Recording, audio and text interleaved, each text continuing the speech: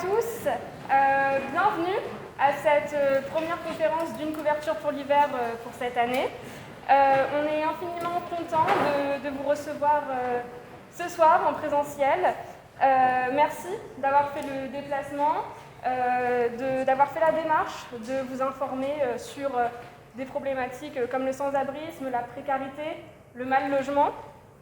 Je voudrais commencer par un petit aparté sur l'association, pour ceux et celles qui la découvriraient ce soir. Une couverture pour l'hiver, c'est une association d'aide aux personnes sans abri à Paris et en France.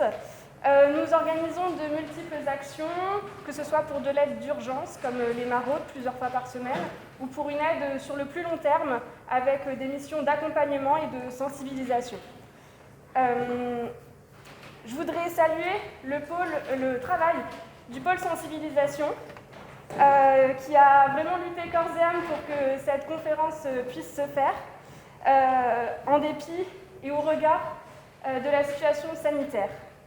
Je vous demanderai donc à tous et toutes de respecter au maximum les mesures de sécurité, comme nous avons nous-mêmes essayé de le faire au cours de l'organisation. C'est d'ailleurs pour cette raison que nous avons dû réduire la capacité de l'amphithéâtre de moitié.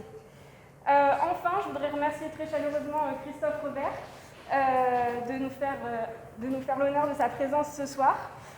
C'est vraiment très intéressant de vous avoir à nos côtés, de pouvoir parler avec vous de sujets comme le sans-abrisme. Sans plus attendre, je vais laisser Pénélope et Marco continuer dans la modération de cet échange, qui sera donc en 3 parties, avec une première partie qui sera une introduction au sujet de la conférence, une deuxième partie qui sera une discussion avec Christophe Robert, et enfin une troisième partie qui vous sera réservée pour une discussion et un échange avec la salle. Merci à tous et bonne soirée.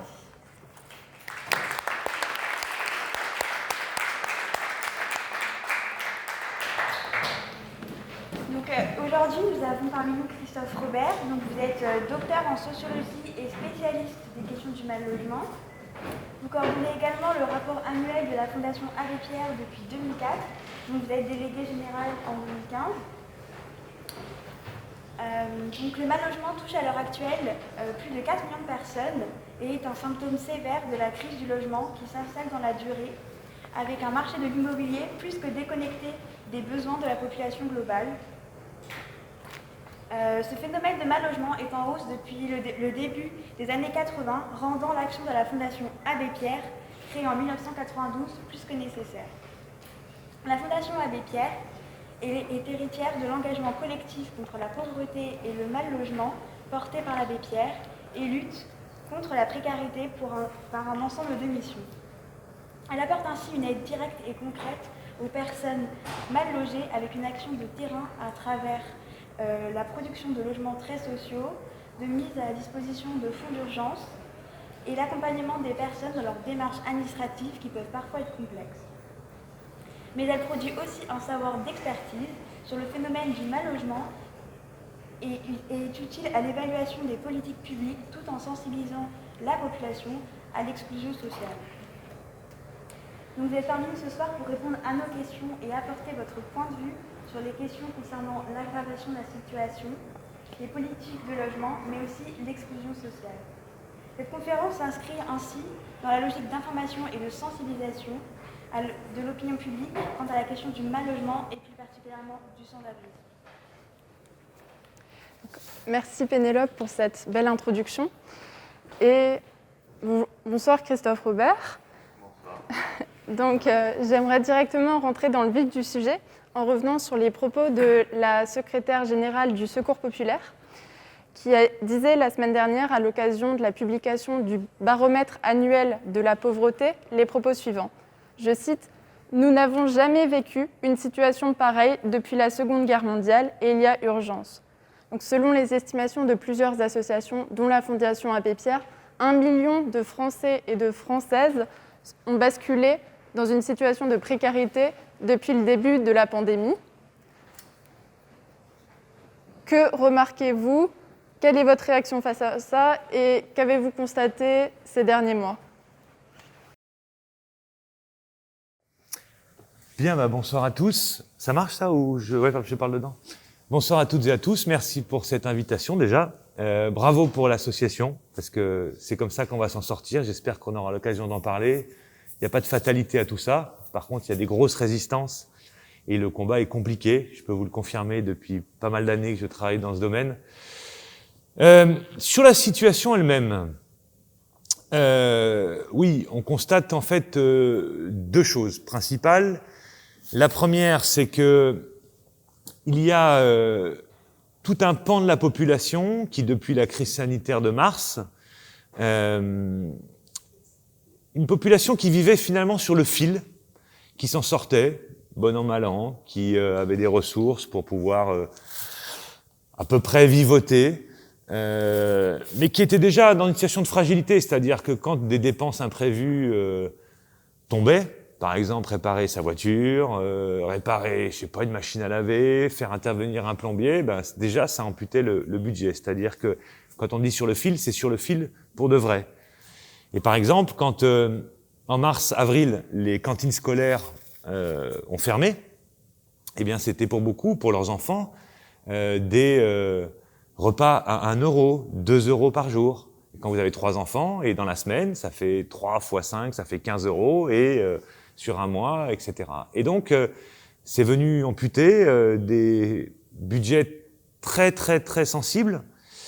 Ce qui fait que, comme la situation a perduré finalement, cette fragilité, perte d'emploi, pour un certain nombre de CDD, de missions d'intérim, de petits boulots, aussi tous ceux qui sont pas forcément déclarés, toute l'économie parallèle, qui n'est pas couverte par les mesures importantes que le gouvernement a mis en place en matière de chômage partiel, eh bien ces gens-là, ça a été une perte sèche de ressources.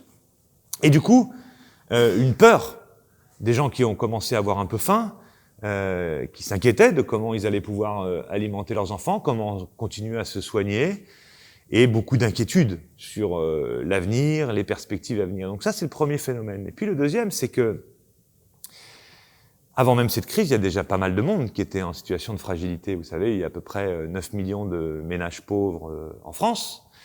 Et pour eux, de voir arriver un autre pan de la population en situation de fragilité, eh bien, ça les met encore plus loin de perspectives de sortie. Parce qu'il y a un effet domino, il y a un effet concurrence. Quand il y a moins de boulot, eh bien, il y a plus de monde. Et quand il y a plus de monde, eh bien, c'est souvent les mieux lotis, souvent ceux qui ont eu la chance d'avoir des diplômes, ceux qui ont eu la chance d'avoir une culture familiale qui leur permet, ou du réseau, ou une solidarité familiale. Et puis les autres sont renvoyés beaucoup plus bas, finalement, dans la réponse. Et du coup, eh bien, on est face à une situation extrêmement tendue, très tendue, sincèrement, qui m'inquiète beaucoup, qui nous inquiète beaucoup à la Fondation Abbé Pierre. Quelques indicateurs, parce que le million de pauvres, en plus, il n'est pas tout à fait stabilisé. Les médias ont dit ça, mais il n'y a pas de statistiques pour dire ça. Donc, il ne faut pas le reprendre. Enfin, on ne peut pas, en tout cas, le reprendre à notre compte. Mais il y a quelques indicateurs qui, quand même, nous inquiètent. Je vais en donner 2-3. Plus 25% de ménages qui demandent de l'aide via les aides alimentaires. Donc la distribution dans les maraudes, dans les épiceries sociales, dans les distributions alimentaires. Plus 25% ces derniers mois. C'est pas un bon signal, parce qu'on va pas, en général, chercher des colis alimentaires pour se faire plaisir. On a plutôt honte. Ou en tout cas, on essaye de s'en passer au maximum, et quand on y va, c'est qu'on n'a pas le choix.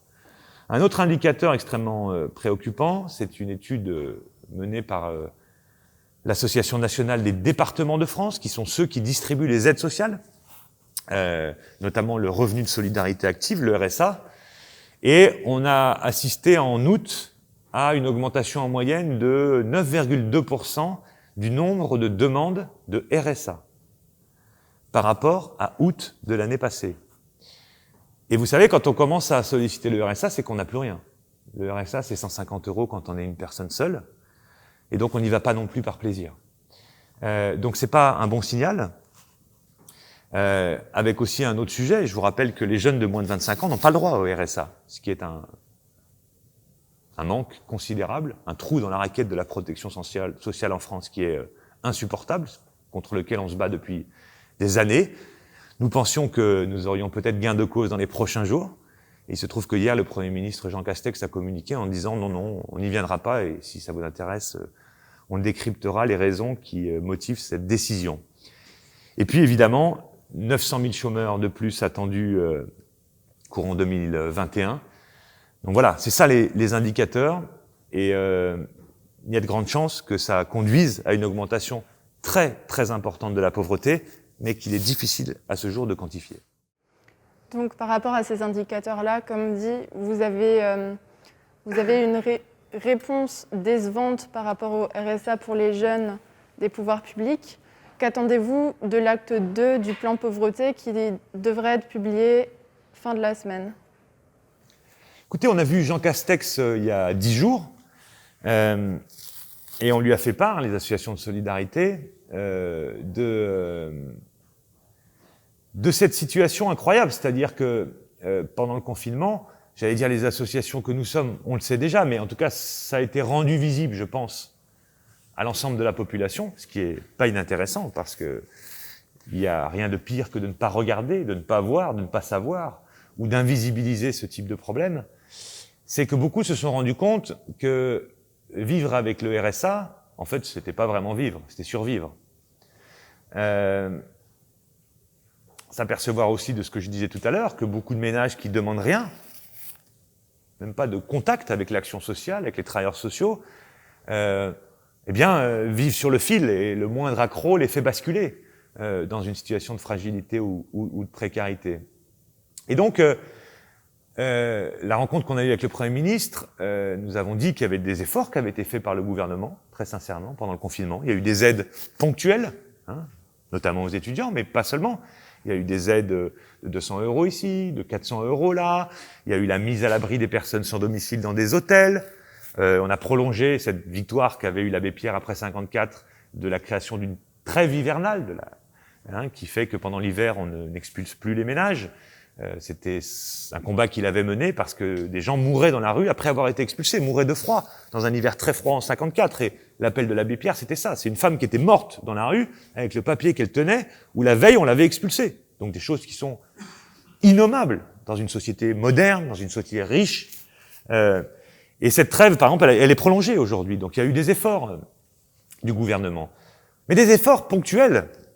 C'est-à-dire une crise sanitaire sans précédent, ou en tout cas, pas sans précédent, on va dire dans l'histoire, mais en tout cas dans l'histoire récente, en tout cas violente, et donc qui a suscité une intervention des politiques publiques dans leur ensemble beaucoup plus importante. Mais c'est des one-shots, c'est des coups. Aussi utiles soient-ils, je ne nie pas l'effort qui est fait.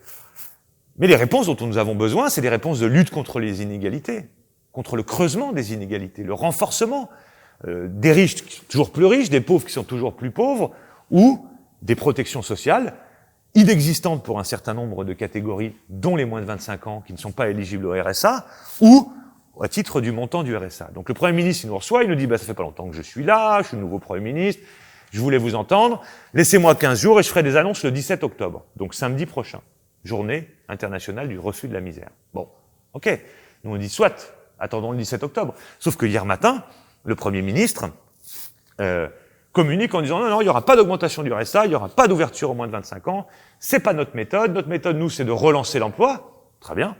C'est de favoriser la formation. Très bien. D'accompagner les personnes dans l'insertion par l'emploi. Pas de problème. Et donc, on va pas faire ça. Sauf que nous, on dit, et je répondais hier au Premier ministre sur France Info dans ces termes, en disant « ok, nous, on est pour, évidemment, aider à maintenir l'emploi ou à créer de l'emploi. Aider à la formation. Évidemment, accompagner les gens vers l'emploi. Évidemment, puisque c'est l'autonomie. Et au final, c'est le plus important. Mais quand il n'y a pas d'emploi, ou quand des gens ont vécu des choses trop difficiles, et il se trouve que quand ils se présentent un emploi, ils sont pas aujourd'hui en capacité de l'obtenir, qu'est-ce qu'on fait? Il faut bien les aider. Donc on parle pas de la même chose. Et en fait, on parle de la même chose, mais il y a un refus, idéologique. Je prends par exemple l'exemple du RSA à ouvrir aux jeunes de moins de 25 ans. C'est l'idée de dire, oh là là, mais si on commence à ouvrir aux moins de 25 ans, on va finalement pousser notre jeunesse à un apprentissage de l'assistanat, et puis ils vont s'installer dans une logique d'assistanat plutôt que de se bouger pour faire leur sillon dans la vie. Et c'est faux. C'est faux. C'est faux. Tous les gens que nous voyons à la Fondation Abbé Pierre, qui sont en rupture familiale, c'est-à-dire que les parents les aident plus, s'ils perdent leur emploi, s'ils perdent leur logement, ils ont 0 € de ressources. Et ça, c'est une réalité.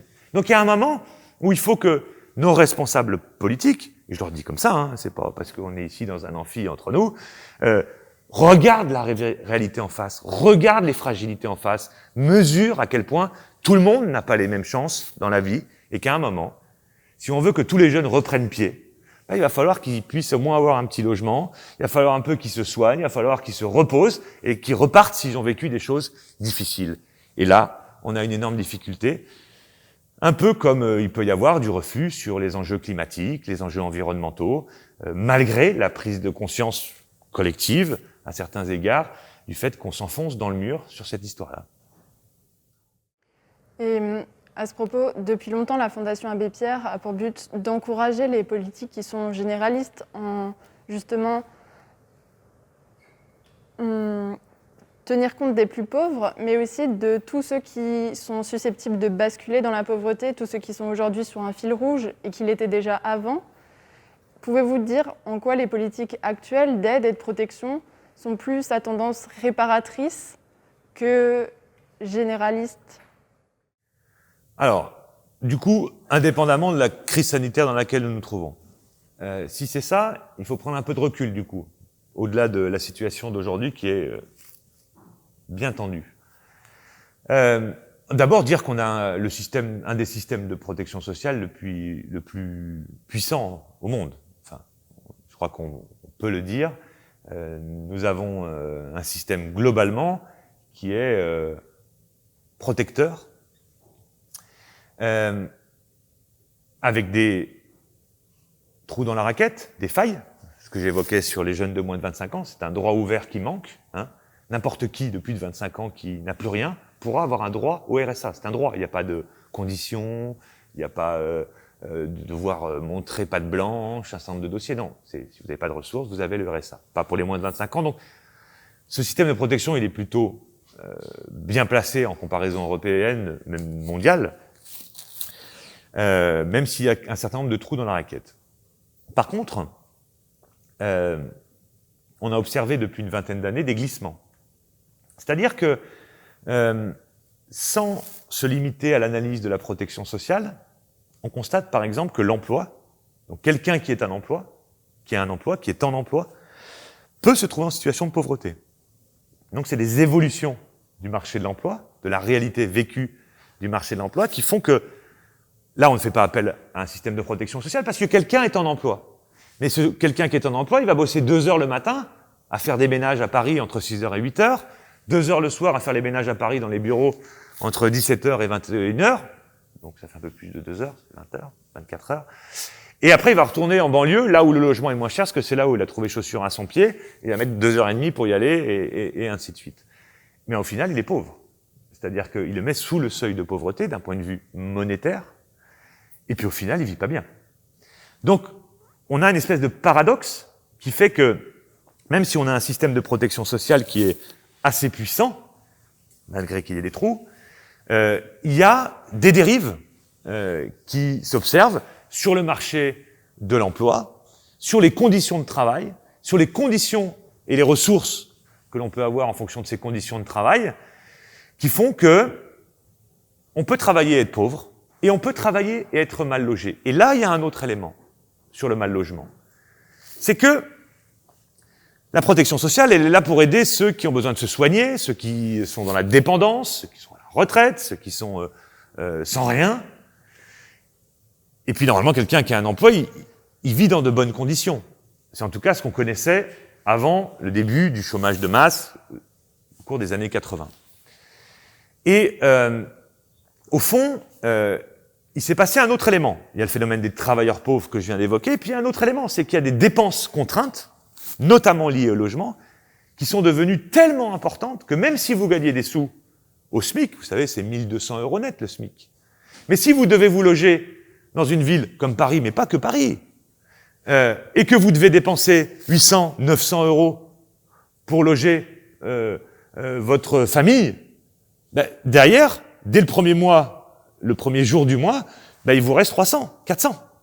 Et là, vous vous retrouvez, par rapport à la question du soin, de l'alimentaire, je passe la culture, la vie quotidienne, en difficulté.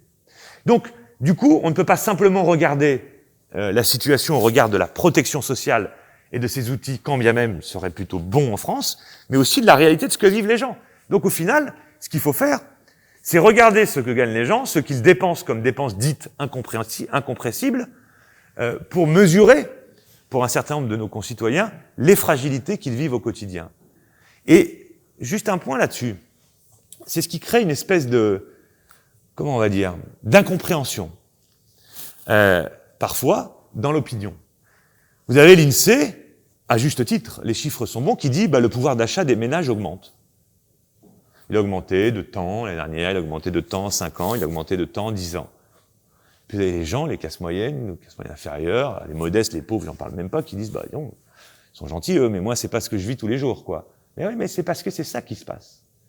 Si vous gagnez 100 € de plus d'une année sur l'autre, mais que vos dépenses de logement, parce que vous avez déménagé pour un deuxième enfant ou je sais pas quoi, vous coûtent 400 € de plus, vous avez 300 € de moins. Et en termes de situation vécue et de dépenses contraintes dès le premier du mois, eh bien c'est ça la conséquence. Donc, au fond, le taux de pauvreté, c'est un indicateur monétaire qui permet de suivre des évolutions dans le temps, mais il dit pas grand-chose.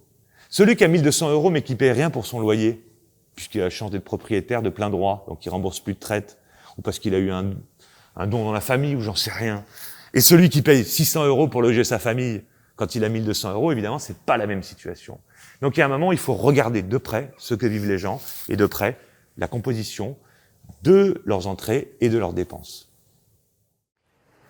Pour mesurer tout ça, et pour analyser tous ces besoins de la population, le rapport annuel sur l'état du mal-logement est un véritable outil de compréhension sur le sujet. Ces données sont aujourd'hui essentielles pour rechercher quelles réponses produire face à ces besoins. Mais parallèlement, on observe aujourd'hui un déficit dans la statistique et dans l'actualisation de la statistique publique, tout simplement. Comment pallier à ce manque de données et comment l'expliquer ? Alors du coup, ça me donne l'occasion, avec le fait que vous citiez ce rapport, de dire 2 mots sur la Fondation.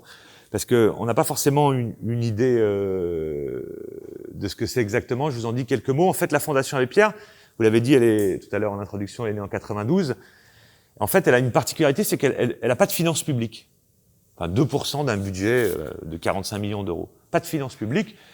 C'est pas le modèle qu'on veut. Pourquoi ? Parce qu'on veut pouvoir, avec nos ressources qui sont issues du don, de la générosité du public ou du mécénat d'entreprise, pouvoir avoir une liberté d'action pour utiliser ces sous de la manière qui nous paraît la plus utile et une liberté de parole dans le plaidoyer. Donc, c'est du don qui se transforme en subvention et en action directe pour les mal logés. Et puis, il y a tout un autre pan de l'activité qui concerne la connaissance. Évaluer les politiques publiques, regarder les arbitrages financiers, à qui ça va. Je vous en donnerai quelques exemples tout à l'heure. Ça vaut la peine de regarder de près. Qui profite de ça? Quelles orientations des politiques publiques? Qui va en bénéficier? Et puis aussi être force de proposition, comparaison internationale. Et puis faire connaître à nos concitoyens, à l'opinion publique, ce que vivent un certain nombre de nos concitoyens les plus fragiles, parce que, je le disais tout à l'heure, mais beaucoup de responsables politiques se contenteraient bien de ne pas voir, de ne pas savoir, de rendre invisible, d'invisibiliser ces problèmes, évidemment, puisque s'ils sont rendus visibles, il faut s'en occuper un peu plus. Et donc, il y a cette fonction-là qui consiste aussi à dire les associations, c'est nécessaire. Votre association, elle est indispensable. La nôtre, elle est indispensable. D'autres associations sont indispensables, mais, il faut comprendre pourquoi les gens sont dans cette situation. Les parcours, les arbitrages financiers, les choix qui sont opérés, les politiques qui sont menées, qui peuvent conduire à tel ou tel résultat dans les politiques publiques. Donc c'est ce que nous essayons de faire avec des chercheurs. Donc vous pouvez regarder sur le site de la Fondation, vous aurez les rapports, les synthèses en libre accès. L'idée, c'est vraiment de ne pas faire comme si on ne savait pas. Et donc, pour répondre à votre question, c'est sans doute pas un hasard si, par exemple, sur l'objet de votre association, c'est-à-dire aider les personnes sans domicile, les personnes sans abri, en France, l'INSEE a mené que 2 enquêtes dans son histoire. Une en 2001 et une en 2012. Des enquêtes de qualité, où on a les parcours des gens. Qu'est-ce qui fait qu'ils se sont retrouvés dans cette situation? Qu'est-ce qu'ils voudraient? La composition familiale, les ressources, bref. Des éléments qui nous permettent de mieux comprendre comment on peut se retrouver dans un pays aussi riche que le nôtre, malgré tout à la rue, durablement. Bon, pourquoi il n'y a pas plus d'enquêtes? Pourquoi il n'y a pas d'actualisation? Pourquoi il n'y a pas un boulot là-dessus? Sans doute une forme de désintérêt, ou une absence de volonté de regarder en face la réalité. On nous dit que ça coûte cher de mener une enquête INSEE comme celle-là. C'est pas faux. C'est un gros travail. Mais en même temps, ça traduit aussi l'attention qu'on porte au sujet. Donc, nous sommes convaincus, et je le dirai en 2 mots, qu'on n'agit bien que sur ce que l'on connaît bien, et donc si on ne mène pas ces travaux de recherche, on n'est pas en capacité d'intervenir convenablement. La ministre, il y a 3 semaines, on a débattu ensemble dans un entretien croisé dans un journal La Croix, a dit « Je vais relancer l'enquête sans domicile de l'INSEE. » On verra. Mais en tout cas, nous, on ne lâchera pas, parce que c'est absolument essentiel pour mesurer l'évolution du phénomène.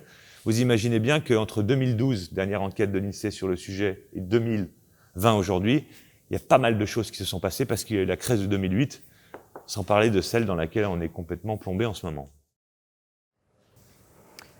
Pour revenir sur la crise du mal-logement, l'une des raisons de votre présence parmi nous ce soir, c'est aussi de faire émerger la problématique du mal-logement dans la sphère publique. Et comme on a pu le voir, la question du logement est très complexe. Est-ce que vous pensez que cette complexité ou le nombre d'idées reçues par peut-être le manque de connaissances, qui est même présent dans la sphère politique, peut expliquer peut-être un frein à l'application des politiques de logement adaptées? De politiques de logement adaptées, pas sur le problème des sans-domicile. Sur le mal-logement de manière générale. D'accord. Parce que c'est pas la même chose. Parce que parler de 140 000 personnes sans domicile ou parler de 4 millions de mal-logés, en termes sociétal, ça ne renvoie pas au même sujet. Mais plusieurs choses. D'abord, oui, il faut absolument que tout le monde se mobilise sur ces sujets. Moi, il n'y a rien de plus qui m'a réjoui de voir toute cette jeunesse mobilisée sur la question climatique. Je pense que ça sera plus jamais pareil. Quand je discute avec jeunesse d'aujourd'hui et que j'entends la prise de conscience qu'il y a, c'est même plus une prise de conscience, c'est une colère. Je me dis que on est en train de gagner quelque chose. Alors évidemment, ça va pas si vite, évidemment, mais c'est déterminant. Vous voyez bien que si je pars de la question climatique et de cette mobilisation de la jeunesse, c'est parce que finalement on parle d'un sujet qui touche tout le monde. Les riches, les pauvres, les classes moyennes, tout le monde. Tout le monde est concerné par la question climatique. Évidemment, si on parle de 140 000 sans domicile fixe, ou si on parle de 4 millions de mal logés, c'est pas tout à fait pareil. Ne serait-ce que sur le poids, par exemple, dans l'électorat. Qui se préoccupe des pauvres? Je dirais un peu tout le monde, mais qui s'en préoccupe vraiment? Je dirais pas tout le monde. Et donc, il est absolument essentiel que la prise de conscience collective du fait que nous ne pouvons accepter que des gens meurent dans la rue, vivent à 10 dans 5 mètres carrés, ou dans des logements pourris, ou sous la coupe de marchands de sommeil qui leur font payer cher un logement pourri et dangereux pour la santé, eh bien, c'est une question de prise de conscience collective. Parce que si on regarde pas et qu'on vit pas ça, il n'y a pas de raison qu'on soit sensibilisé. Ben non. Voir les inondations, voir les incendies de forêt, voir la hausse des températures, voir la baisse de la banquise, voir tout ça, tout le monde le voit. Mais le reste, si on n'a pas envie de regarder, si on se dit pas, on fait partie d'un ensemble collectif, et que, de ce point de vue-là, nous exigeons des politiques locales comme nationales, et nous exigeons nous-mêmes, de nous-mêmes, une espèce de responsabilité individuelle vis-à-vis de ceux qui ont moins de chance que d'autres, ou qui ont vécu des choses difficiles, eh bien, il n'y a pas de raison qu'on s'en occupe plus que ça. Ça, je peux vous le dire. Moi, ça fait longtemps que je suis dans ce sujet. Et de lutte contre l'exclusion, lutte contre le mal logement. Et au fond, faut vraiment avoir envie de s'en occuper. Enfin, c'est pas la priorité. C'est pas la priorité. Et donc, ça peut devenir la priorité si on se pose la question du vivre ensemble. Si on se pose la question de, moi je le dis souvent, je pense que les riches, tant mieux s'il y a des riches, enfin, je veux dire, moi j'ai rien contre les riches, mais peut-être que les riches ils peuvent aussi être solidaires, et d'ailleurs il y en a plein qui le sont. Peut-être qu'ils peuvent ne pas s'en taper de savoir qu'il y a des gens qui souffrent, ou qui sont mal logés, et je pense qu'il y en a plein qui sont dans ce cas de figure. Et que donc, ils peuvent appeler à des politiques plus solidaires. Aujourd'hui, dans la crise, vous avez des gens très dotés financièrement qui disent « mais moi, je suis quasiment plus taxé ». En tout cas, au regard des ressources que sont les miennes, pourtant, il faut bien financer les écoles, les routes, les polices, les politiques sociales, la protection sociale, etc. Donc, il y a une question de prise de conscience collective, de la fragilité d'un certain nombre de nos concitoyens, ou de nous-mêmes si ça nous arrive, qui doit faire sens collectivement. Mais c'est pas le cas. C'est pas le cas, il faut le dire. C'est le cas un peu en hiver, sur la question des sans-domicile, parce qu'on a froid soi-même et on se dit « oh là là, c'est quand même dingue de vivre dehors par -10 ». Mais c'est dingue de vivre dehors tous les jours, toutes les secondes. C'est ça qu'il faut qu'on se dise dans notre tête. Et que donc, on soit aussi des relais de cette réalité-là. Et qu'on en appelle à des politiques publiques d'une autre nature, parce que pour le coup, s'il y a une chose dont je suis sûr, c'est que c'est pas du tout inéluctable, et qu'il n'y a pas de fatalité, qu'on peut très bien régler le problème du sans-abrisme, je dirais pas en 2 ans, mais selon certains territoires, selon les territoires et la tension qu'il y a, entre 4, 5 et 10 ans.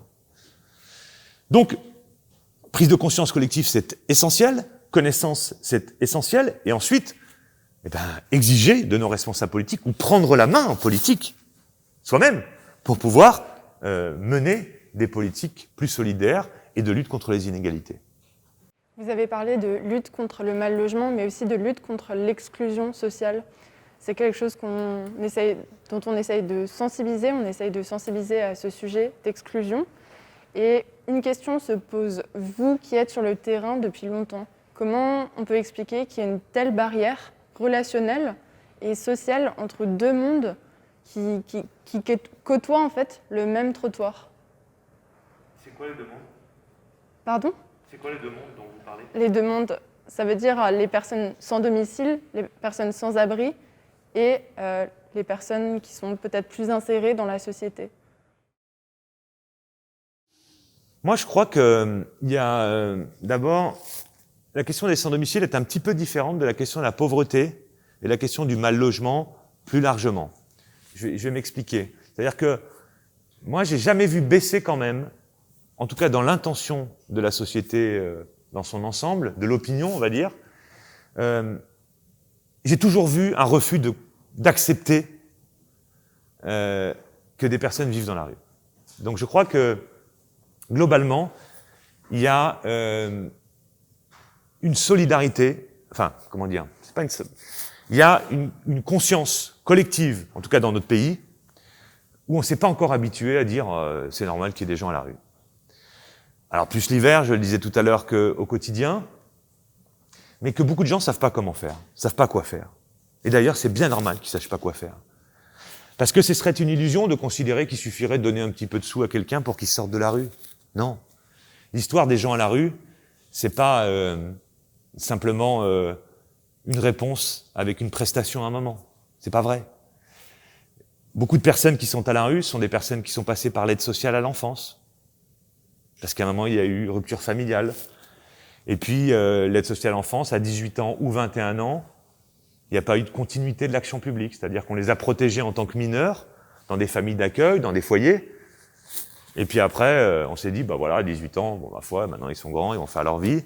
Ou à 21 ans, parce que certains vont jusqu'à protéger à 21 ans. Les personnes aussi sans domicile, c'est des personnes qui ont des problèmes psychiques, souvent. C'est-à-dire des personnes qui ont des problèmes de santé psychique et qui ne sont pas accompagnées avec leur maladie psychique.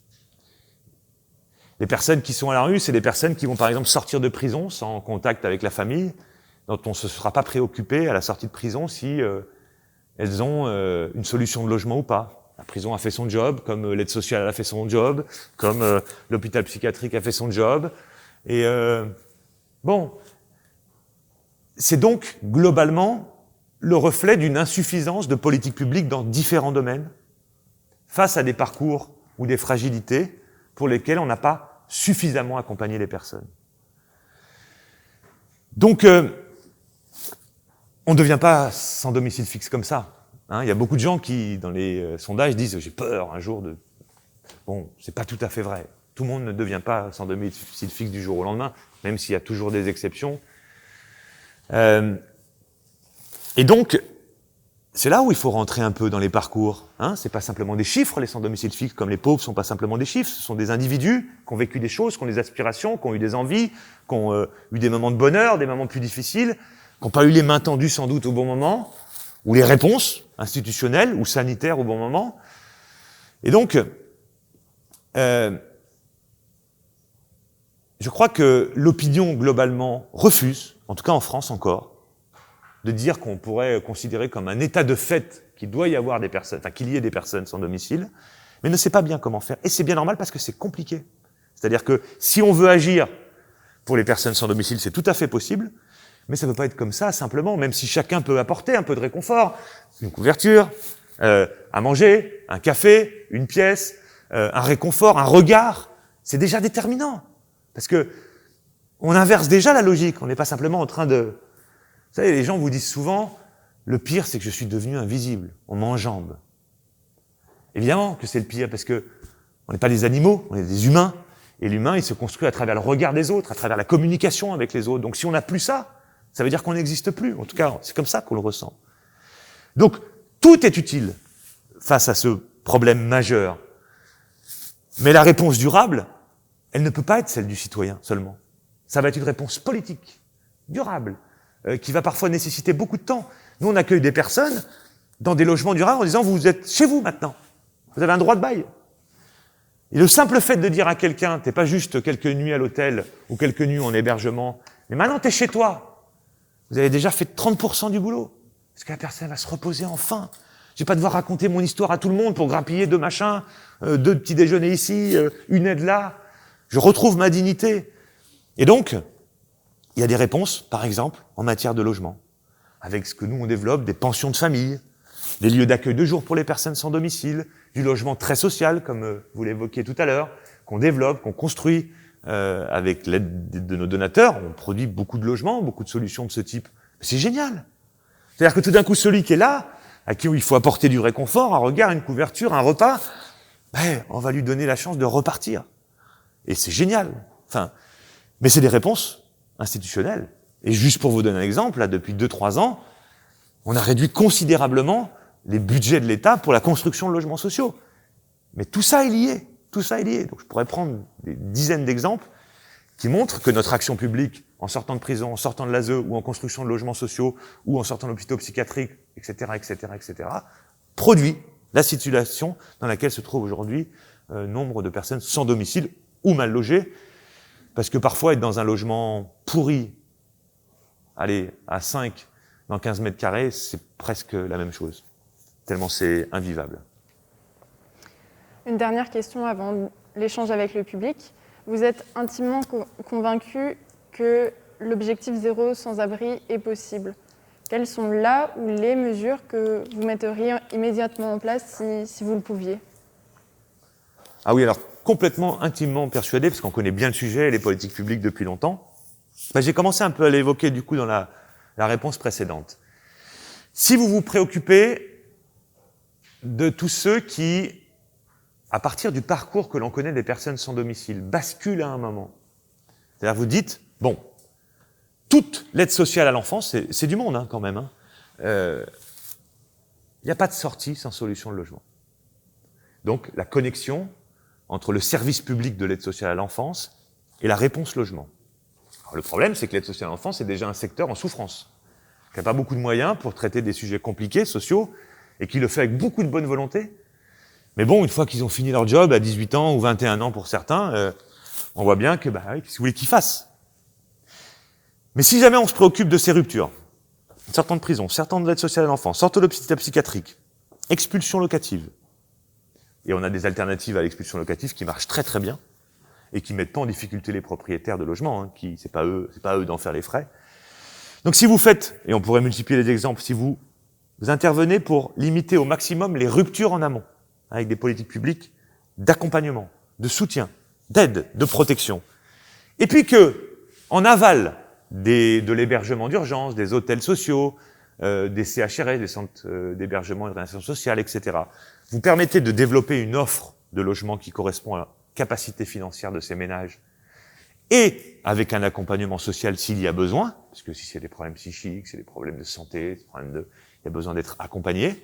Si vous mettez ça en place, ce qui nous semble le minimum qu'un État moderne, riche comme le nôtre, devrait faire, vous pouvez enrayer complètement le sans-abrisme. J'en suis convaincu. Il y a la Finlande qui a choisi cette logique à travers le logement d'abord, c'est-à-dire qu'au lieu de dire les personnes dans la rue, on leur propose quelques nuitées là, dans l'hébergement, dans les hôtels sociaux, dans ceci, dans cela, dans des gymnases ou autres. Vous dites au contraire, le logement ne sera pas la récompense au bout d'un parcours très compliqué, mais c'est le levier, ce que je disais tout à l'heure, pour se reposer, retrouver sa dignité, réinviter des gens, se remettre en situation de retrouver un emploi, par exemple, etc. Eh ben, vous reconstruisez des vies. Mais pour ça, c'est pour ça que je disais qu'il faut 5 à 10 ans selon les territoires, c'est qu'aujourd'hui, les politiques publiques en amont pour éviter les ruptures, elles ne sont pas équipées pour le faire. Et les politiques publiques en aval pour offrir des solutions de logement en pension de famille, en logements très sociaux, en dispositifs de logement accompagné, je ne vais pas rentrer dans la technique, mais ça existe depuis quand même 20-30 ans maintenant, il suffirait de les augmenter en quantité. Tant que vous n'avez pas ça, ou des APL qui aident à faire le lien entre le logement un peu trop cher et la réalité des ressources des ménages, vous ne pouvez pas le faire. Vous voyez ce que je veux dire? C'est-à-dire que c'est pas juste dire « Oh là là, je suis sensible au SDF ». Non, non. Au fond, ce sont des problématiques structurelles.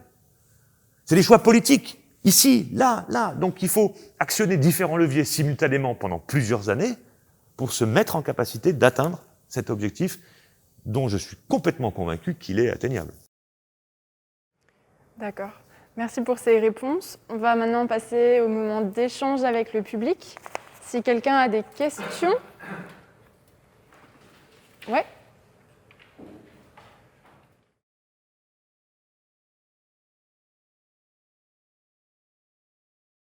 Dans le milieu public qui est sensibilisé à la question du mal-logement, pour promouvoir et pour stimuler la politique publique et l'action publique. Mais est-ce qu'en tant qu'acteur associatif, vous ne voyez pas peut-être un moyen plus local et plus citoyen de faire changer les choses, qui permettrait de ne pas attendre une action publique qui peut tarder à arriver, surtout dans les périodes comme le Covid où on a besoin d'une action rapide? Parce que, je ne sais pas, vous imaginez de la solidarité, des réseaux de solidarité entre citoyens, de l'action au niveau local, faire changer les choses? Je réponds. Oui, bien sûr. Alors, d'abord, je pense que tout ce qui va dans le sens d'un soutien, d'une aide aux personnes sans domicile est une bonne réponse. C'est-à-dire qu'il ne faut pas du tout s'empêcher de faire quoi que ce soit. Il faut plutôt démultiplier les bonnes volontés. Et évidemment, les bonnes volontés, elles s'exprimeront au niveau local. Après, il y a, je pense, des collectivités locales qui peuvent aussi, poussées par les citoyens localement, en articulation avec le secteur associatif, avec le mouvement citoyen, décider d'accorder une attention plus grande à ces sujets. Ça, c'est sûr. Et d'ailleurs, c'est ce qui se passe. Il y a des endroits où on va dire que le haut réflexe, c'est les dispositifs anti-SDF. Bon, ça règle pas le problème. On a l'impression qu'on fait quelque chose, on a l'impression d'être fort, d'avoir usé de la loi pour se débarrasser de la souffrance sociale. Et puis il y a des endroits où on met en place des vrais leviers sur tous les sujets que j'évoquais tout à l'heure. La mobilisation citoyenne elle-même, localement, elle est indispensable. Pour les raisons que j'évoquais tout à l'heure, 140 000 personnes sans domicile. Allez, on va dire que c'est plutôt 200, 220 000 les vrais chiffres, mais c'est pas beaucoup. Ça fait pas un électorat. Ça fait pas un vote pour un maire, une maire. Ça fait pas, ça donne pas très envie aux responsables politiques. Et en même temps, c'est une question de valeur, c'est une question de dignité, c'est une question de courage politique.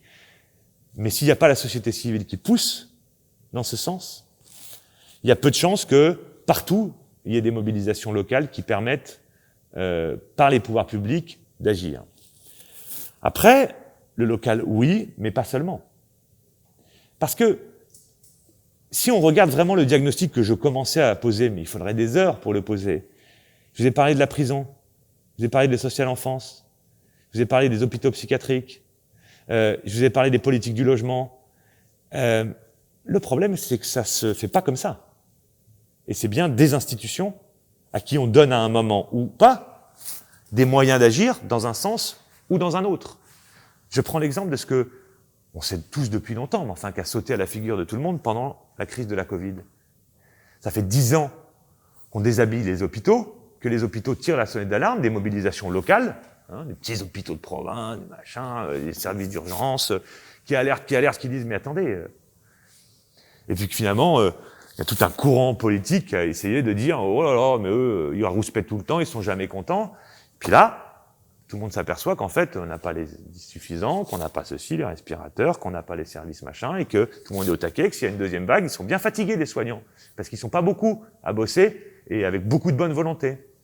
Et donc, oui, il y a les mobilisations locales qui s'imposent pour que le politique local se mobilise sur la question. Oui, il y a des solidarités de proximité qui peuvent s'exprimer. Sur la question migratoire, par exemple, ça a été le cas. Et ces mobilisations collectives sont exemplaires. Sur les frontières italiennes, de voir tout d'un coup les guides de montagne dire « Mais attendez, moi je laisse pas crever les gens comme ça. Hein. C'est pas parce qu'ils sont migrants, qui fuient la misère ou la guerre, qu'on va fermer les yeux parce qu'ils vont mourir dans la montagne en traversant pour arriver en France. » Pareil sur la Méditerranée. Et s'il n'y a pas eu ces mobilisations citoyennes, vraiment de citoyens là, de la mer, des montagnes, des assos, SOS Méditerranée ou d'autres, il semblerait bien que ça soit le plat tranquille qui laisse faire de la Méditerranée un vrai cimetière. Donc, c'est impératif, cette mobilisation locale, pour faire bouger les politiques, pour apporter des réponses concrètes. Mais il y a quand même un combat politique sur les choix économiques. Où est-ce qu'on met les moyens financiers? Quelles institutions on aide? Quelle politique publique on mène? Vraiment, vraiment, vraiment. Donc, pour moi, ça s'oppose pas. Tout ça, faut faire tout à la fois. Je vais faire le parallèle avec la question environnementale. Bien sûr que chacun doit intégrer des gestes respectueux de la biodiversité, respectueux de la planète, et c'est déterminant que chacun, déjà dans nos représentations et nos actes au quotidien, nous contribuions. C'est essentiel, c'est indispensable. Mais quand on regarde le pourcentage de l'impact de nos changements de gestes ou pas, par rapport aux enjeux portés par les entreprises ou les politiques publiques à travers l'État, on est sur du 80-20. Vous voyez ce que je veux dire? Donc on peut dire, il faut déjà le faire, nous, puisqu'il faut que nous contribuions, et chacun peut contribuer à sa manière, et c'est indispensable. Mais en même temps, on doit aussi exiger du monde de l'entreprise, des États, qu'ils se mobilisent dans une logique de réduction des gaz à effet de serre, de respect de la biodiversité, etc., etc. Donc, en tout cas, je crois vraiment que il faut faire feu de tout bois, mais pas oublier quand même la responsabilité politique publique globale.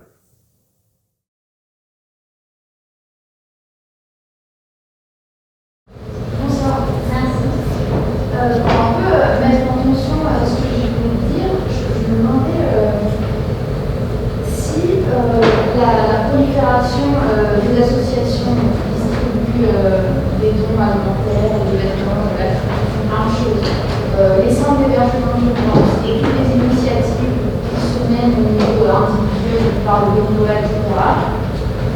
Est-ce que ce type d'initiative individuelle, voilà, chacun y va, de satisfaction, est-ce que ça ne peut pas aussi mettre un frein à la mobilisation plus massive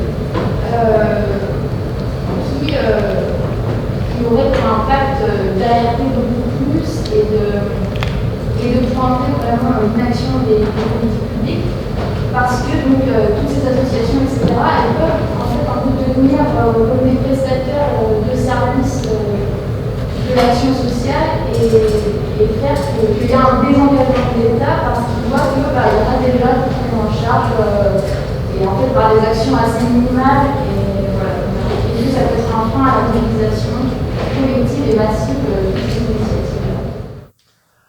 Ouais, c'est une question compliquée. Mais c'est une bonne question. Je serais tenté de dire deux choses. D'abord, il ne faut pas attendre, et donc ça fait le lien avec la précédente question, il ne faut pas attendre que les autres fassent pour s'y coller. Autrement, on est foutu. Sur la question écologique, sur la question sociale, sur la question du creusement des inégalités. Si on attend le grand soir, et la responsabilisation de gens qui ont des intérêts très importants, même si je pense que des gens qui ont des intérêts très importants, comme je l'ai dit tout à l'heure pour les riches, peuvent être solidaires et soucieux de la planète, et il y en a plein des exemples, mais les intérêts individuels ou économiques sont quand même bien souvent des vrais rouleaux compresseurs. Enfin, dans l'histoire de l'humanité, sur la manière dont les avancées sociales se sont produites, ou les prises de conscience, ou les actions efficaces, c'est pas toujours là où on attendrait que ça se passe. Donc, je pense qu'il faut pas attendre. Par contre, moi, je suis soucieux de ce que vous dites, et c'est un peu, d'ailleurs, dans cet esprit-là qu'est construit la Fondation Abbé Pierre. C'est-à-dire, quand je disais pas de subvention publique, ça veut pas dire que les autres collègues des autres associations, hein, j'y viendrai sur le deuxième volet de ma réponse, mais c'est de pouvoir agir là où personne n'agit et pouvoir continuer à interpeller sans pression politique. C'est fondamental. Hein.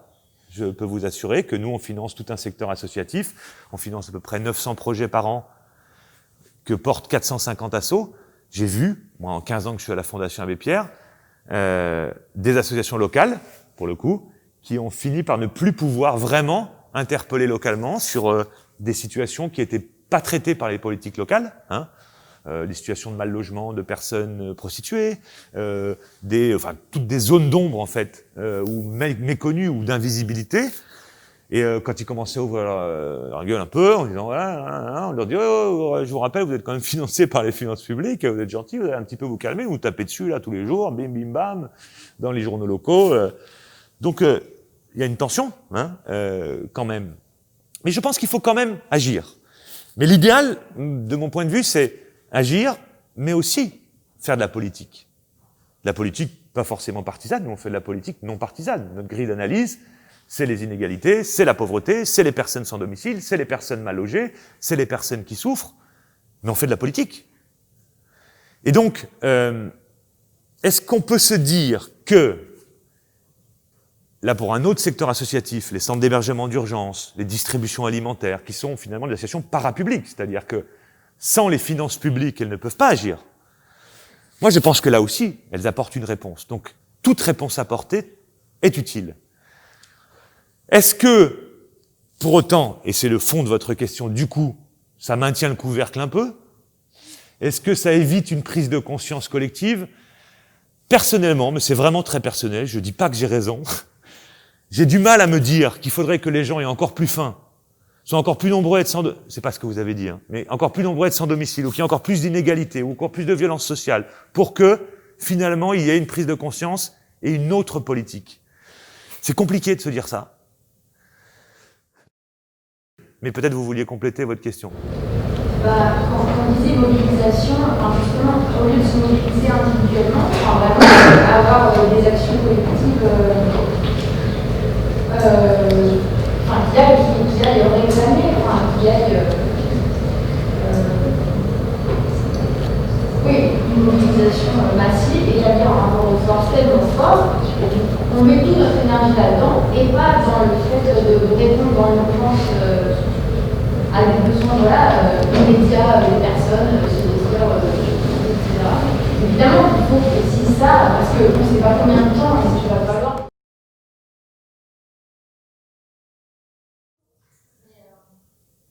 Et pendant ce temps-là, les gens souffrent. Enfin, ce que je veux dire, c'est que c'est toute la complexité. Mais on me le dit souvent, hein, on me dit que les associations, alors peut-être pas la fondation pour les raisons que j'évoquais tout à l'heure, qui n'a pas de subvention publique, etc., mais de dire, en fait, vous faites partie du système, puisque vous entretenez comment la société exclut, vous entretenez ceux qui sont victimes de la manière dont la société exclut, pour essayer de survivre dans de meilleures conditions, etc. Bon, chacun se fait sa propre idée du sujet, c'est un sujet qui est complexe. Là où je vous suis totalement, et s'il n'y a pas ça, on ne changera pas, c'est la mobilisation collective.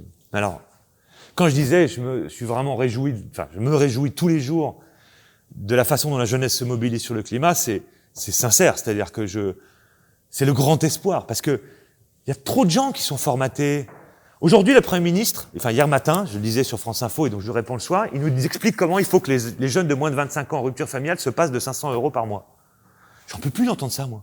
Ça fait 15 ans que j'entends ça. Ouais, ils vont être assistés, nanana. Non, c'est pas comme ça que ça se passe. C'est pas comme ça que ça se passe. Mais ce discours-là, il dure depuis très longtemps, depuis la création du RMI en 1988.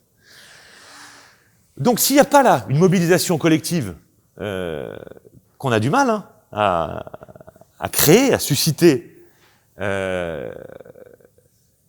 est fort à parier qu'on ne sera pas assez puissant pour pouvoir faire changer la donne sur la lutte contre les inégalités, sur l'attention qui est portée aux plus fragiles. Et quand je dis plus fragiles, c'est pas que les personnes sans domicile. Hein. Moi, je pense à des personnes retraitées qui survivent avec 700 €, qui ne demandent rien en milieu rural, dans leur maison ancienne qu'ils n'ont pas pu entretenir depuis 20 ans, où ça fuit. Nous, je sais, parce qu'on va essayer d'apporter des aides pour les réhabiliter.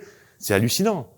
Donc, je crois que ce qu'il faut surtout retenir, c'est cette idée que on ne changera pas que par les idées, mais on changera par la mobilisation, ça c'est sûr. Vraiment, c'est sûr. Et d'ailleurs, l'histoire de l'abbé Pierre, ça a été ça en 54. Hein. Il a poussé un coup de gueule monumental et il y avait il faudrait analyser, il y a un concours de circonstances incroyable.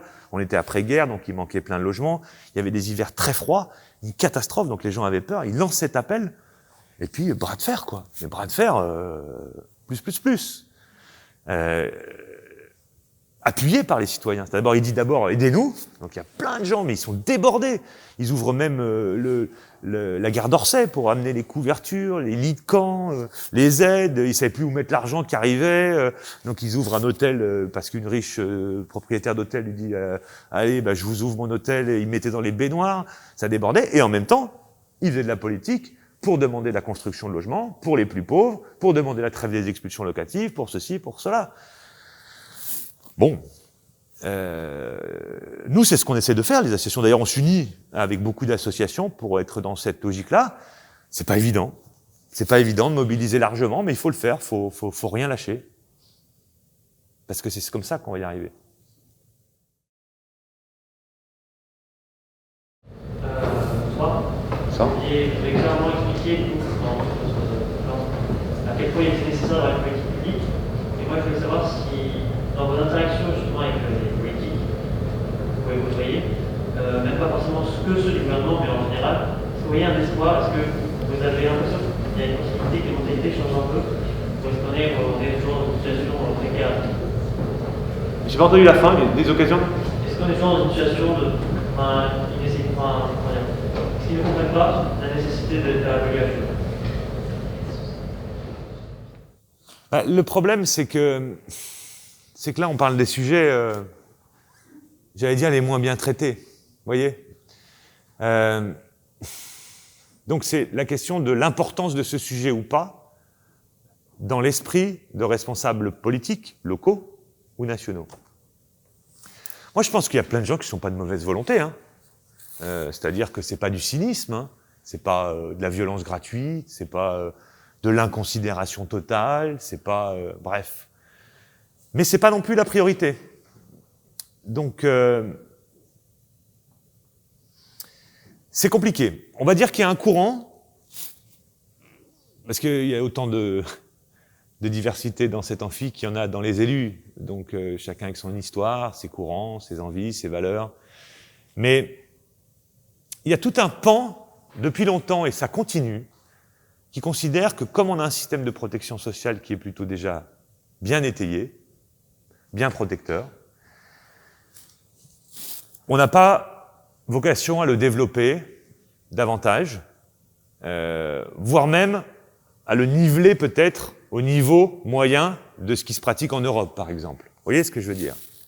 C'est-à-dire que l'histoire de notre protection sociale, elle date d'après la Deuxième Guerre mondiale. Elle s'est construite après la Deuxième Guerre mondiale, essentiellement. Sécurité sociale, etc. Après, dans les années 80, parce que là, il y a eu le chômage de masse, il commençait à y avoir les problèmes de mal-logement forts. Et localement comme nationalement, moi, je rencontre beaucoup de gens où ça se sent qu'en fait, ils considèrent qu'on fait déjà beaucoup, ça coûte déjà assez cher dans les finances publiques, et que, bon, voilà, quoi. Donc, si on pouvait passer à autre chose, il y a plus à faire, plus important à faire. Et puis, je pense qu'il y a beaucoup de gens qui sont habités par des valeurs où on n'intellectualise pas plus que ça, en fait. C'est-à-dire que c'est d'abord de se dire, mais attends, on peut toujours, d'un point de vue intellectuel ou macroéconomique, donc intellectuel, dire on a un super système de protection sociale, comme ça on est content, ou macroéconomique, de dire bon, on a mis tant d'argent sur le système de protection sociale, donc ça on est content, et puis pas regarder la réalité en face. Et je crois qu'il y a beaucoup d'élus qui regardent la réalité en face.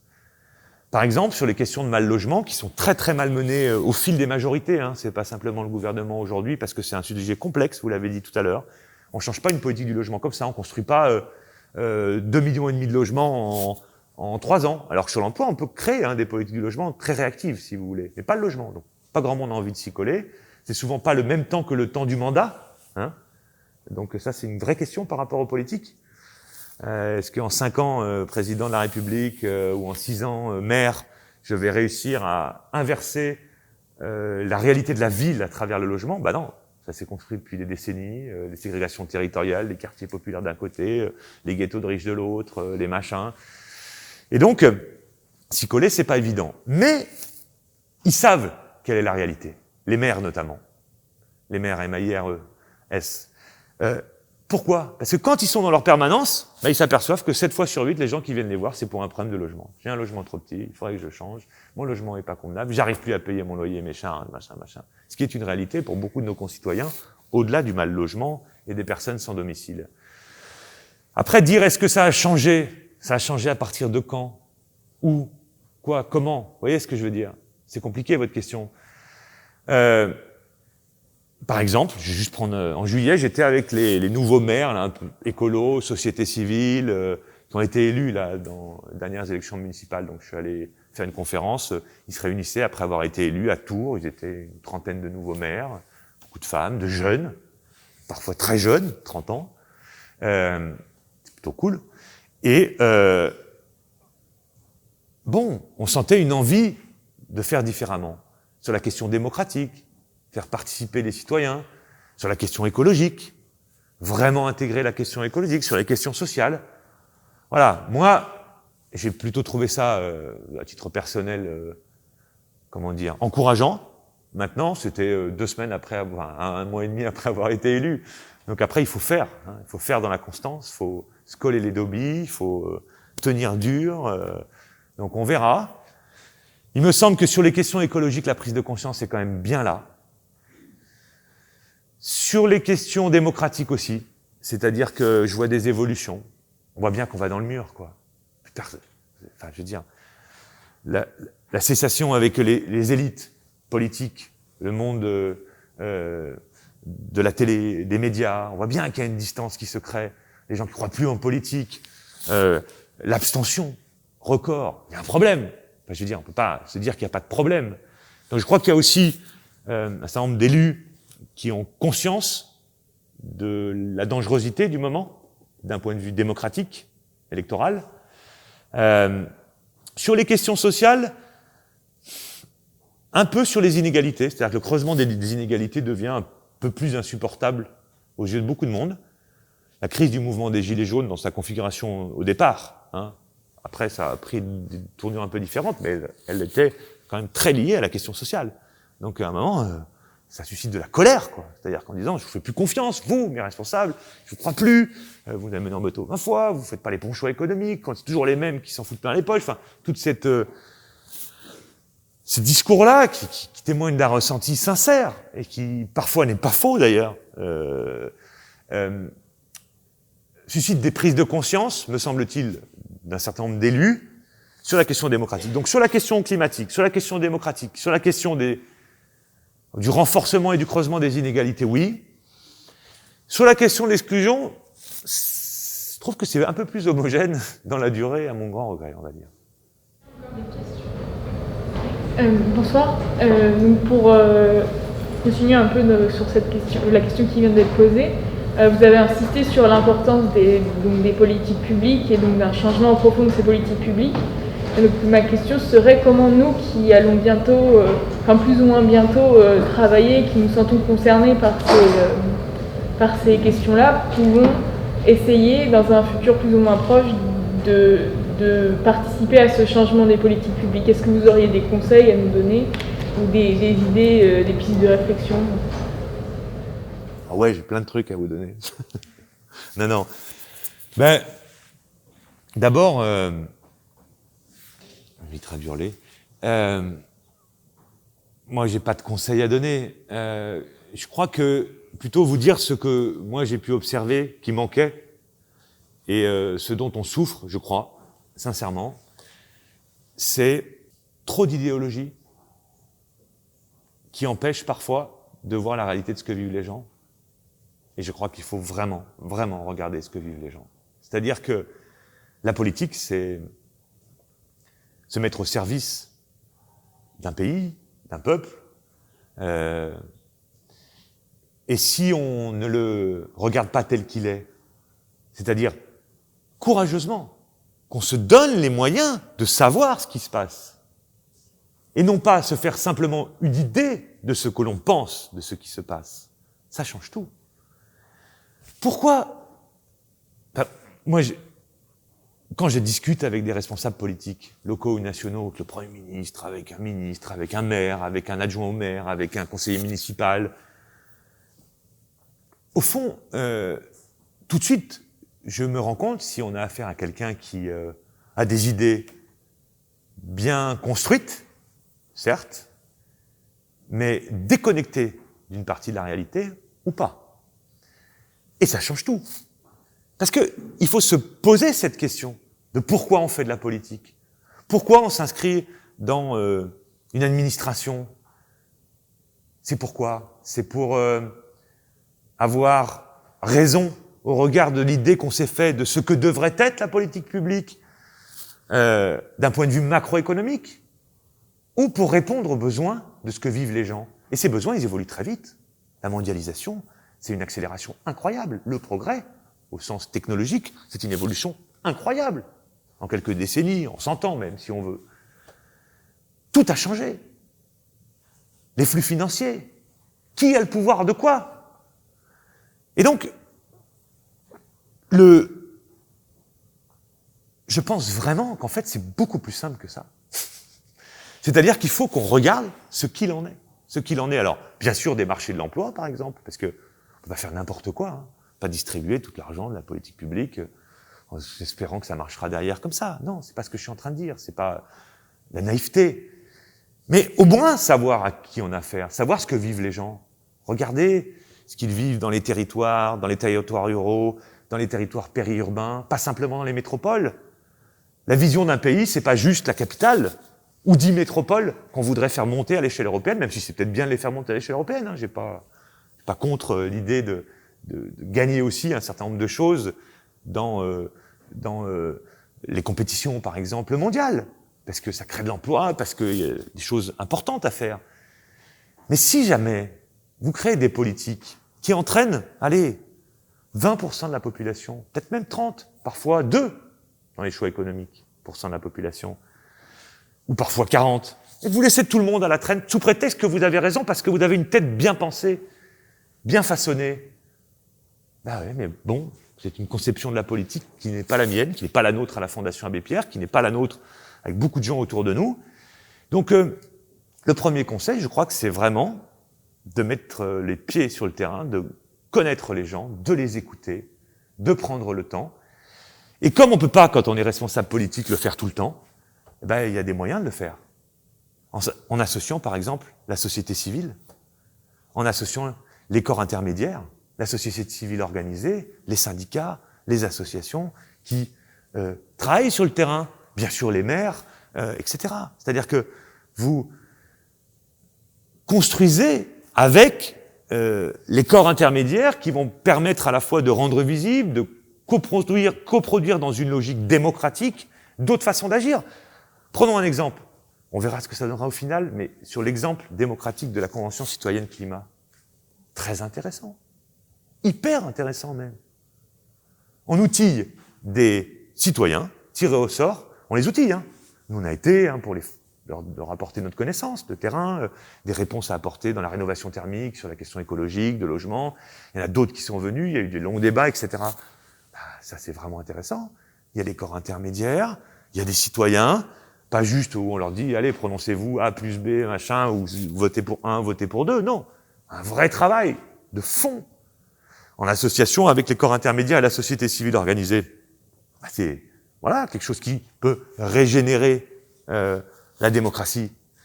Bon, après, il faut respecter les engagements. Je ne rentre pas là-dedans, on n'y est pas encore, on sent bien qu'il y a de la tension. On verra dans les prochains mois. Mais en soi, c'est une démarche plutôt intéressante qu'on a pu observer dans d'autres pays et qui ont donné des résultats vraiment importants. Et quand vous regardez, et je finis là-dessus sur ce point, mais ce qu'a produit la Convention citoyenne, elle a produit ce que vivent les gens, objectivement. Ce qui n'avait pas été le cas dans la séquence pré-mobilisation des Gilets jaunes, où on prenait une fiscalité sous prétexte de lutte contre le changement climatique, une fiscalité carbone, plutôt bien, mais on n'avait pas mesuré qu'en fait on était en train de pénaliser encore un peu plus les pauvres, encore un peu plus les modestes. Mais nous, par exemple, je dis nous, Fondation Abbé Pierre, mais d'autres, on l'avait écrit dans des tribunes 3 semaines avant en disant « ne faites pas ça ». Si on doit avoir une fiscalité écologique plus importante, donc faire taxer un certain nombre d'entreprises ou de particuliers, ça doit, cet argent, servir à accompagner les ménages en difficulté pour des raisons de cherté, par exemple, des énergies, pour se chauffer, pour se déplacer, et accompagner les secteurs économiques dans leur transition écologique. Mais pas juste prendre le blé. Parce que là, vous dites, mais attendez, alors sous couvert d'écologie, on m'augmente une fiscalité supplémentaire, moi je suis pauvre, j'en prends plein la figure, et si je suis en plus en milieu rural et que j'ai 2 voitures, alors là, je prends plein pot. Oui, ça suscite la colère. Mais quelqu'un qui aurait écouté avant, un petit peu, soit les citoyens directement, soit les corps intermédiaires, aurait très vite compris que c'était pas du tout une bonne idée. Et au final, qu'est-ce qui se passe? Il n'y a plus de fiscalité écologique, donc c'est pas bon pour la planète, et ça remplit pas les obligations même de redistribution ou d'accompagnement des secteurs dans leur transition écologique. Donc on est perdant quand on fait pas les choses avec les gens. Vous avez évoqué la politique du logement d'abord. Elle est mise en place, en tout cas, c'est une volonté des exécutifs actuels. Est-ce que très concrètement, des personnes qui vivent à cette politique?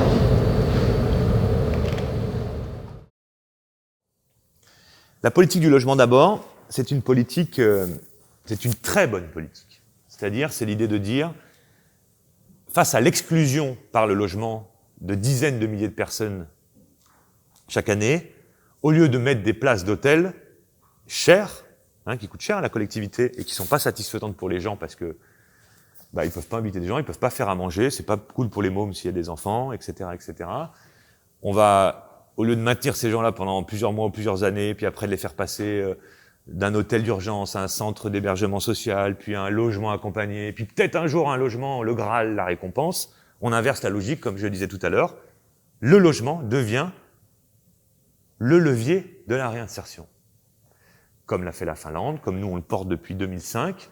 Ça avait commencé à être un petit peu testé et initié en France en 2009. Pas avec grand succès, mais quand même. Et là, le gouvernement, donc M. Macron, a pris la décision de faire cette politique, en tout cas de donner un coup de booster à cette politique, avec un plan quinquennal sur le logement d'abord, qu'il a en fait dit qu'il ferait à la présentation du rapport de la Fondation. Pendant la campagne, on avait les candidats, donc 3000 personnes, et Emmanuel Macron, candidat, dit moi ça me plaît cette politique, je la ferai si je suis élu. Bon, du coup, elle est mise en place. Ça passe par du développement dans un plan quinquennal d'objectifs sur des pensions de famille, dont je parlais tout à l'heure, des lieux où il y a 20 logements de droit commun, mais aussi des espaces collectifs pour des gens qui ont vécu des moments difficiles, par une augmentation du logement très social, par une augmentation de la mobilisation du parc privé à vocation sociale, parce que il y a des outils qui existent qu'on peut utiliser, bref, toute une série d'indicateurs qui constituent ce plan. Alors, globalement, Après 2 ans d'application, il y a environ 60 000 ménages qui sont sortis de l'hébergement vers des solutions liées à la politique du logement d'abord, ou directement des personnes sans domicile vers le logement d'abord. Mais 60 000, il n'y avait pas rien avant. Hein. Donc on est sur une augmentation à peu près de 20%, donc ça fait peut-être 15 000, 20 000 ménages par an de plus. C'est pas énorme. Le problème, c'est que cette politique qui est plutôt bonne, que nous on soutient, y compris avec le gouvernement aujourd'hui, en même temps que le gouvernement lançait le plan quinquennal pour le logement d'abord, il a réduit la voilure budgétaire de façon très conséquente sur 2 leviers majeurs de la protection sociale dans le domaine du logement. Il a réduit les montants dédiés aux APL et il a réduit les aides destinées à la construction de logements sociaux. Donc en fait, il y a une contradiction majeure, qui fait que si le plan logement d'abord est en train de permettre un changement de culture, petit à petit, ça prend du temps les changements de culture, mais il y a quelque chose qui se passe dans les territoires, chez les acteurs sociaux. Il y a aussi des résultats pour des ménages, j'ai indiqué dans quel terme quantitatif, mais le changement d'échelle qui était attendu n'a pas lieu. Parce qu'on ne pourra pas faire plus de logements d'abord si on n'a pas plus de logements très sociaux, si on n'a pas des APL qui solvabilisent mieux les ménages les plus pauvres, parce que même le logement social, aujourd'hui, pour les plus pauvres, dans un logement neuf social, ça passe pas. Donc, on a l'impression, ça rejoint un peu une question que vous posiez tout à l'heure, c'est qu'on a fait une politique plutôt dite ambitieuse sur le logement d'abord pour les plus pauvres, mais quand on joue dans la cour des grands sur les questions économiques, sur les grands arbitrages, sur le logement social, sur les APL, donc que là c'est Bercy qui prend un peu la main et qui impose une logique macroéconomique sans tenir compte, ça rejoint la question précédente, des conséquences pour les ménages, considérant qu'on dépense déjà bien assez dans la protection sociale, ce qui rejoint le sujet de tout à l'heure, qui consiste à dire il y a beaucoup de gens qui croient qu'on en fait déjà beaucoup et qu'il faudrait peut-être un petit peu aligner en écrêtant notre politique de protection vers le bas pour se mettre au niveau de la moyenne européenne. Donc, bonne politique, qu'on va continuer, au-delà des majorités. Nous, c'est pas une question de M. Macron, de je sais pas qui. On va la continuer. C'est bien de l'avoir fait, mais le changement d'échelle n'a pas eu lieu pour les raisons que je viens d'évoquer.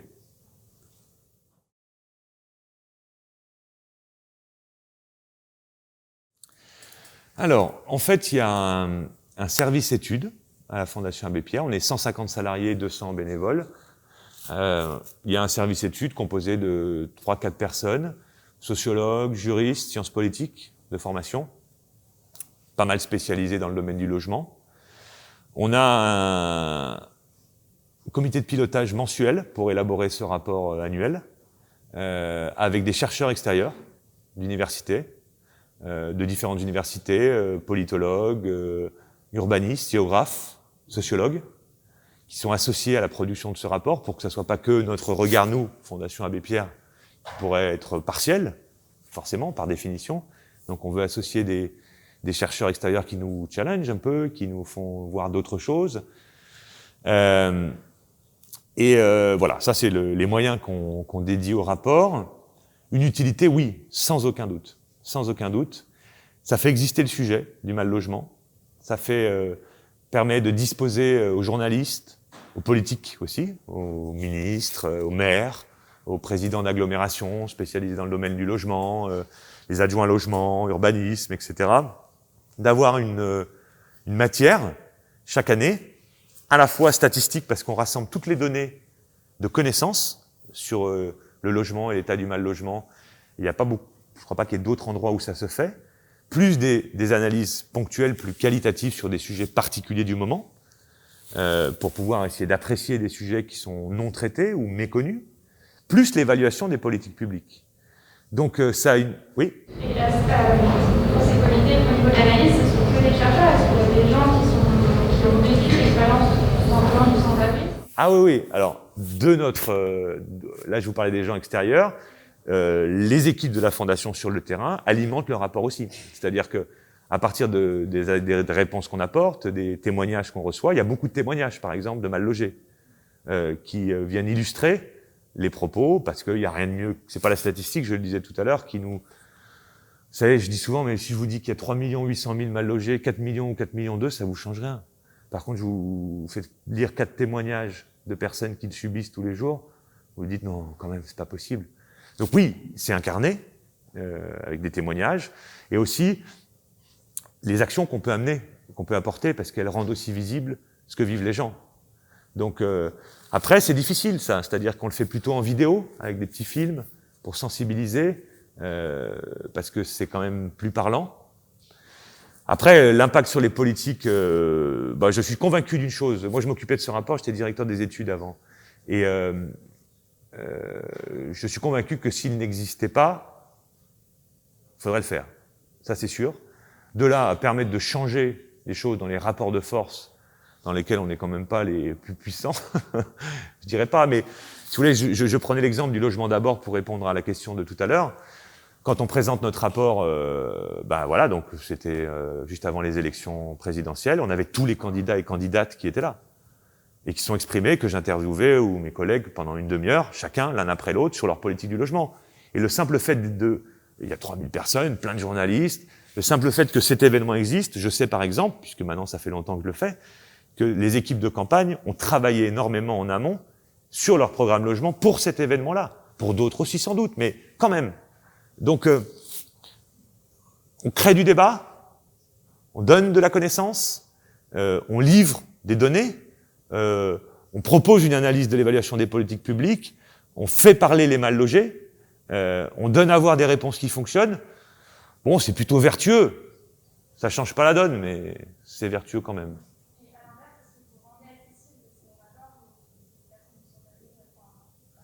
Oui, elles sont... Oui. C'est-à-dire que le public, dans des journées comme celle-là, c'est quand même beaucoup, ça peut être des mal logés, mais aussi beaucoup l'action sociale, les personnes qui aident, oui. Qui viennent chercher des argumentaires, des analyses, et qui viennent aussi chercher un peu des lieux pour... des valeurs aussi. C'est-à-dire se rebooster. C'est fatigant, hein. Vous êtes travailleur social, vous avez 100 personnes devant vous, vous avez 3 solutions. C'est dur. Et tous les jours, ça se répète. C'est un métier difficile. Donc, quand vous êtes mal logé, voir qu'aussi on se préoccupe de cette question, vous dites que ça peut peut-être changer un jour.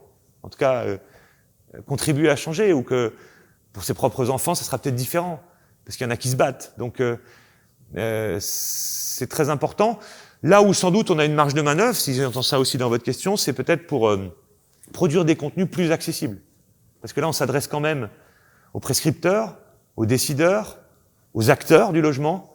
Mais je pense que si on veut emmener par rapport à la mobilisation citoyenne un peu plus largement, il faut aussi peut-être qu'on travaille à des communications, à des dévoilements, par les témoignages essentiellement d'ailleurs, et qu'on les rende beaucoup plus visibles pour toucher un public plus large, ou de public de mal logé lui-même qui se sentent impliqués dans le combat à côté des assos. Voilà, je tenais donc à clôturer ce bel échange en remerciant tout le public d'être venu, et particulièrement Christophe Robert, merci d'être venu au nom de toute l'association, ça nous fait très plaisir. Voilà, j'espère que vous repartirez informés et puis passez une bonne soirée. Merci à vous.